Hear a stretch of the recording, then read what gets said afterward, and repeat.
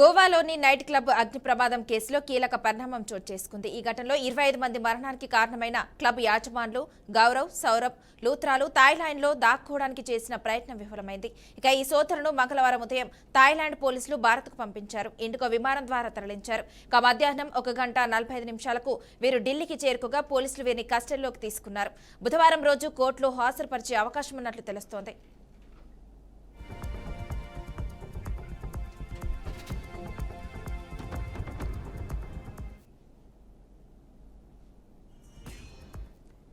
ఇక ఇదే అంశానికి సంబంధించి మరింత సమాచారాన్ని మా అవుట్పుట్ ఎడిటర్ వెంకట్ అందిస్తారు. వెంకట్, చెప్పండి. దేశవ్యాప్తంగా సంచలనం సృష్టించినటువంటి గోవా నైట్ క్లబ్ అగ్ని ప్రమాదం సంబంధించి కీలక పరిణామం చోటు చేసుకుంది. ఆ ఘటనకి ఎవరైతే ప్రమాదం జరిగిన తర్వాత ఆ నైట్ క్లబ్ ఓనర్లు ఎవరైతే ఉన్నారో, పారిపోయినటువంటి వ్యక్తులు ఎవరైతే ఉన్నారో, లూత్రా బ్రదర్స్ అంటారు, గౌరవ్, సౌరభ్ లూత్రా, వీళ్ళిద్దరు థాయిలాండ్ లో హైడౌట్ అయిన విషయం మనకు తెలిసిందే. సో కేసు విచారణలో భాగంగా ఇంటర్పోల్ ఉపయోగించి థాయిలాండ్ పోలీసులు వారిని పట్టుకోవడం జరిగిందంటే ఇక్కడ భారత ప్రభుత్వ భారతదేశం అధికారుల ఆదేశాల మేరకు థాయిలాండ్ పోలీసులు వారిద్దరిని కూడా అరెస్ట్ చేసి ఈరోజు ఇండిగో విమానంలో వారందరినీ కూడా ఇక్కడ తీసుకొచ్చి వారిద్దరిని కూడా ఇక్కడ స్పెషల్ ఫ్లైట్ లో తరలించిన పరిస్థితి కనిపిస్తూ ఉంది. మనకు తెలిసిందే ఏ స్థాయిలో ప్రమాదం జరిగిందనేది. నెల 6వ తేదీన అర్ధరాత్రి దాటిన తర్వాత అర్పోరాలోని బీచ్ బై రోమియా అనే నైట్ క్లబ్ ఏదైతే ఉందో ఆ నైట్ క్లబ్ లో ప్రమాదం జరిగింది. ఆ ప్రమాదంలో దాదాపు 25 మంది చనిపోయిన విషయం మనకు తెలిసిందే. చాలా మంది గాయపడ్డారు. సో ప్రమాదం జరిగిన కొద్దిసేపటికే వీరిద్దరు కూడా, లూత్రా సోదరులు ఇద్దరు కూడా పరారైపోయారు. అప్పటి నుంచి కూడా వీరి కోసం వెతుకుతున్నారు. ఎట్టి పరిస్థితుల్లో కనుక్కొని వాళ్ళ పాస్పోర్ట్లు కూడా అంటే విచారణలో భాగంగా వాళ్ళని పట్టుకోవడంలో భాగంగా చేయాల్సిన చర్యలు మొత్తం కూడా తీసుకొని ఫైనల్ గా ఇంటర్పోల్ సాయంతో థాయిలాండ్ పోలీసులు వారిని పట్టుకోవడం, ఆ తర్వాత వారిని ఇక్కడికి తీసుకురావడం జరిగింది. రేపు కోర్టులో హాజరుపరిచే పరిస్థితి కనిపిస్తూ ఉంది.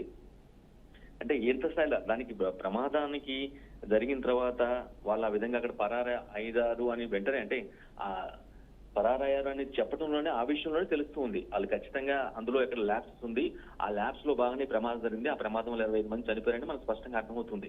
సో వాళ్ళు తమ తప్పు ఉంది కాబట్టి ఈ విధంగా పోయారనే విషయం స్పష్టంగా అర్థమవుతుంది అక్కడ.